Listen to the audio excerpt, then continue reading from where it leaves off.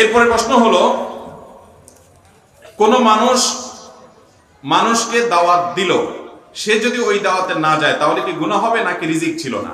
কেউ যদি আপনাকে কোনো দাওয়াত দেয় তাহলে সে দাওয়াত কবুল করা সুন্নাত, কিন্তু ওখানে যেতেই হবে এটা আপনার জন্য ফরজ, ব্যাপারটা এরকম না। আপনি যদি না যান, কোনো কারণে যেতে না পারেন, অসুবিধা নেই। আর এটার জন্য আপনি আপনার রিজিক সেখানে লেখা ছিল না, এটা প্রমাণ হলো।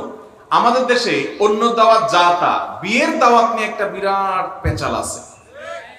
পেঁচালটা হলো, বিয়ের দাওয়াত সশরীরে উপস্থিত হয়ে গিয়ে দিতে হয়। আপনাদের এলাকায় আসেনি এটা?